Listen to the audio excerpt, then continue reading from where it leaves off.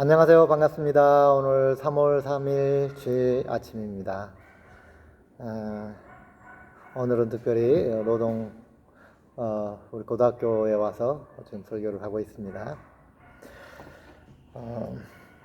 오늘 하나님 말씀은 마태복음 22장 1절부터 14절 말씀입니다. 함께 공독하겠습니다. 예수께서 다시 비유를 대답하여 이르시되 천국은 마치 자기 아들을 위하여 혼인잔치를 베푼 어떤 임금과 같으니 그 종들을 보내어 그 청한 사람들을 혼인잔치에 오라 하였더니 오기를 싫어하거늘 다시 다른 종들을 보내어 이르되 청한 사람들에게 이르기를 내가 오찬을 준비하되 나의 소와 살찐 짐승을 잡고 모든 것을 갖추었으니 혼인잔치에 오소서 하라 하였더니 그들이 돌아보지도 않고 한 사람은 자기 밭으로 한 사람은 자기 사업하러 가고 그 남은 자들은 종들을 잡아 모욕하고 죽이니 임금이 노하여 군대를 보내어 그 살인한 자들을 진멸하고 그 동네를 불사르고 이에 종들에게 이르되 혼인잔치는 준비되었으나 청한 사람들은 합당하지 아니하니 내 거리 길에 가서 사람을 만나는 대로 혼인잔치에 청하여 오라 한데 종들이 길에 나가 악한 자나 선한 자나 만나는 대로 모두 데려오니 혼인잔치에 손님들이 가득한지라 임금이 손님들을 보러 들어올새 거기서 예복 입지 않은 한 사람을 보고 이르되 친구여 어찌하여 예복을 입지 않고 여기 들어왔느냐 하니 그가 아무 말도 못하거늘 임금이 사환들에게 말하되 그 손발을 묶어 바깥 어두운 데에 내 던지라 거기서 슬피 울며 이를 갈게 되리라 하니라. 청함을 받은 자는 많되 택함을 입은 자는 적으니라. 아멘. 성경에는 혼인잔치 비유가 또 있습니다. 이 혼인잔치는 구원, 예수 그리스도, 복음을 상징하고 있죠. 이 본문 말씀에도 우리가 너무 다 같이 이거는 구원에 관한 이야기다. 이렇게 우리가 이야기합니다. 맞습니다. 복음에 관한 이야기요, 구원에 관한 이야기입니다. 그런데 여기서 예수님께서 비유하고자 하셨던 것은 바로 우리 크리스천에 관한 비유입니다. 오늘 비유 말씀은 안 믿는 사람들을 초청하는 그런 말씀이기도 하지만 지금 더 경고를 주는 포인트의 말씀은 믿는다라고 한 사람들이 과연 구원을 받을 수 있으려면 어떻게 해야 되냐 하는 것을 말하고 있어요. 그래서 오늘의 키포인트 구절은 12절 말씀입니다. 다시 한번 봉독하겠습니다. 이르되 친구여 어찌하여 예복을 입지 않고 여기 들어왔느냐 하니 그가 아무 말도 못하거늘 임금이 사환들에게 말하되 그 손과 발을 묶어 바깥 어두운 데에 내 던지라 그랬습니다. 그러면서 14절 아주 결정적인 요약되어진 말씀을 하셨습니다. 청함을 받은 자는 많되 택함을 입은 자는 적으니라. 이 말씀이 포인트라고 할 수 있는데요. 이 말씀은 안 믿는 사람에 대해서 길거리에 가서 전도했다. 우리가 아는 대로 이스라엘 백성이 예수님을 이제 받아들이지 않으니까 하나님께서 이방인들에게 전도를 길을 열었다. 이런 이야기죠. 이런 이야기인데 여기서 더 중요한 것은 예복 이야기예요.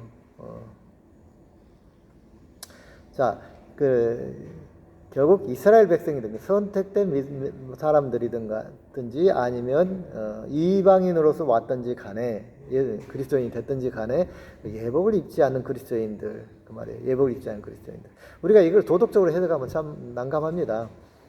아니 길거리에서 어중이 떼중이 불러 모았는데 악한 사람도 있고 선한 사람도 있고 있다 그랬어요. 그럼 가난한 사람 부자는 별로 없었겠죠 아무래도. 이미 부자는 하나님 선택받은 그런 사람들이었으니까요. 그런 사람들이 당연히 예복을 입지 않은 사람들이 많이 있지 않았을까라는 것이죠. 이런 식으로 해석하면 안 되는 것이죠. 여기서 예복이라는 것은 뭘 상징하고 있을까? 이게 가장 중요한 포인트입니다. 예복은 바로 성결을 의미하죠. 성결. 예식장에 예복을 입는 다른 여러 가지 거추장스럽고 지저분한 옷을 입지 않고 딱 깔끔한 예복에 합당한 예식장에 합당한 예복을 입고 가야 되는 것이잖아요. 그죠? 그걸 말하고 있기 때문에 예복이라고 하는 천국 백성으로서의 성결함을 말하는 것이죠. 계시록에 보면 죄가 흰 세마포에 죄가 조금이라도 띄어 있으면은 더럽혀져 있으면 천국에 갈 수 없다 그랬잖아요. 그걸 말하는 거죠. 성결. 그러면 또 성결은 과연 어떻게 이루는 것인가? 우리가 잘 알고 있듯이 회개하고 예수 그리스도를 믿는 믿음으로, 그죠? 우리 죄를 대신해 돌아가신 예수님을 믿는 것이죠. 우리는 보통 예수님을 믿는 믿음에만 집중을 하고 있어요. 그래서 우리 죄는 좀 접어두고 아니면 형식적으로 회개하고 예수님 믿으면 하고 예수님이 우리에게 믿음으로 인해서 우리에게 주어지는 혜택들에 대해서만 관심을 굉장히 많이 갖고 있습니다. 그런데 오늘 말씀은 죄의 핵심은 우리가 예수님 믿는 자로서 그리스도인으로서 받는 어떤 혜택에 포커스가 있는 것이 아니고 예수님 성결의 포커스가 있는 거예요. 회개의 포커스가 있다는 말입니다. 결론적으로 회개의 포커스가 있는 말이에요. 예복을 입지 않고 회개도 하지 않고 교회에 나와 있는다. 무늬만 그리스도인 그 말이죠. 무늬만 그리스도인. 물론 믿음의 과정 속에서 그럴 수는 있습니다. 그래서 그것까지 다 무시한다는 말은 아니고요. 교회에도 사실 제대로 믿는 사람보다는 안 믿는 사람이 더 많을 수도 있어요. 그래서 예수님께서 여러 가지 비유로 말씀하셨어요. 자, 내가 교회 안에 가라지와 쭉정이가 있잖아요. 그죠? 가라지와 쭉정이들이 교회 안에 많이 있다. 근데 가만히 두겠다. 교회 안에는 아직 예수님을 제대로 믿지 않는 그런 예복을 입지 않는 그리스도인들이 많이 있을 수밖에 없다는 거예요. 예수님은 그렇게 말씀하셨어요. 교회 안에는 예복을 입지 않은 사람들이 많이 있을 것이다. 근데 가만 놔둬라. 그죠? 가만 놔둬라. 그들은 자기가 다 구원받은 자인 줄 알아요. 그러나 가만 놔둬라. 쭉정이도 있을 것이다. 그러나 분명한 것은 예복을 입지 않은 자들은, 그죠? 성결이 되지 않은 사람들은 어떻게 한다고요? 손발을 묶어서 밖에다 던져버린다 그랬어요. 천국 밖으로 추방시킨다. 구원받지 못한다는 것이죠. 예수님 말씀하셨어요. 쓰임받고 버림받은 사람들이 또 있을 것이다 그랬어요. 쓰임받고 버림받은 사람? 분명히 문의는 예수님 그리스도인이기 때문에 많이 입술로 전도하고 다 할 거예요. 그러나 전도도 하고 봉사도 하고 헌신도 하고 할 거예요. 헌금도 하고. 그런데 마음이 청결하지 못하게 되면, 그죠? 그리고 믿음의 열매들을 맺지 못하는 무늬만 그리스도인들이 있다면 하나님 앞에 쓰임은 받겠죠. 그 사람을 통해서 어떤 다른 사람들이 교회에 인도되어질 수는 있겠죠. 그죠? 전도자로서 쓰임은 받을 수 있다는 거예요. 그럼에도 불구하고. 그렇지만 열심히 쓰임 받고 결국 자기 마음이 회개하지 않으면 결국에는 천국에 갈 수 없다 그 말이에요. 예복을 입지 않고 여기서 아예 아주 단적으로 말씀드리면 누가복음 1장 15절에 나옵니다. 누가복음 1장 15절. 마가복음 1장 15절 한번 펴보시기 바랍니다. 제가 봉독합니다. 이르시되 때가 찼고 하나님의 나라가 가까웠으니 회개하고 복음을 믿으라 하시더라. 아멘. 누가 한 말이에요? 예수님께서. 언제 하신 말입니까? 복음을 전하기 시작한 첫 번째 복음 메시지가 바로 이 메시지였습니다. 세례 요한도 마찬가지였죠. 회개하라, 천국이 갖고 왔느니라. 이게 세례 요한의 메시지의 핵심 주제고 핵심이었어요. 예수님도 처음에 복음 선포할 때 하신 말씀이 바로 이겁니다. 때가 찼으니 하늘나라 갖고 왔으니까 회개하고 복음을 믿어라. 여기서 핵심 뭐죠? 회개하고 두 번째는 복음을 믿어라. 그렇기 때문에 우리가 하게 되기 위해서는 회개와 믿음 이 두 가지가 필수 요건이라는 것입니다. 우리 믿음을 다시 한번 생각해 봅시다. 저는 모태신앙으로 받았겠죠. 저는 필리핀어들한테 이거를 설교할 때 아주 적용하기가 쉬웠어요. 왜냐하면 이스라엘 백성 이야기하죠. 그죠? 우리 그리스도 나면서부터 유아세례 나도 모르게 내 의지하고 상관없이 유아세례 받고 예수님 믿었던 모태신앙자들이잖아요. 전부 다. 그리고 다 종교 안에다 캐톨릭 하고 써요. 종교가 무엇이냐? 로만 캐톨릭입니다. 70%, 80% 이상이 다 그렇게 대답을 합니다. 그 사람들에게 이 말씀은 굉장히 뼈아픈 이야기죠.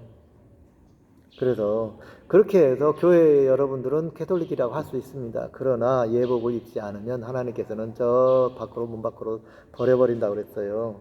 캐톨릭이라 쓴다고 해서 구원받는 게 아니고 유아세례 받았다고 구원받는 게 아닙니다. 라고 저 메시지를 전했습니다. 어떻게 해야 된다고요? 회개하고 믿어야 된다는 것이죠. 예수님이 세례 요한이 하신 말씀입니다.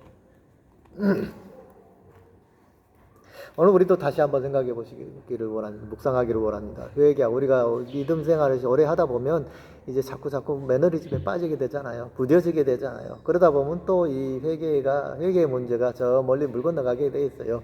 회개는 뒷전으로 두고 자꾸 내가 기도하고 열심히 뭐 하면은 뭔가 하나님 나에게 복을 주시고 뭐가 이루고 성장하고 해결될 것이라고 이 믿음에만 가득 차 있는 것이에요. 우리의 믿음의 99%는 어쩌면 우리가 지금 신앙생활하고 있는 신앙의 형태의 99% 바로 이런 믿음이 아닐까 싶습니다. 이미 나는 구원은 따다놓은 당상이고 이렇게 생각하는 거예요. 구원은 따다놓은 당상이고 내가 복을 누리는 거야. 누린 거. 누림에 대해서 너무 우리는 강조를 많이 하고 있어요. 당연히 하나님 백성으로서 우리는 누릴 것 다 누리게 되어 있습니다. 자동적으로. 그런데 하나님은 그럼에도 그럴 때 우리에게 계속해서 경각심을 주시는 게 뭐냐? 바로 회개예요. 제가 처음 영성훈련할 때 아주 지긋지긋하게 회개를 말하는 거예요. 무조건 잘못했대요. 두 손 들고 회개라고 그러는 거, 아멘 하라고 시인하라는 거예요. 도대체 이놈의 기도적인 영성훈련으로는 맨날 회개, 도대체 얼마나 회개하라고 평생 회개만 하라고 그러느냐. 그렇죠? 근데 그 말이 맞은 거예요. 지금 생각해보니까 평생 회개해야 되는 거예요. 평생 성결에 노력해야 됩니다. 그렇지 않으면 우리가 천국에 가기 어렵기 때문입니다.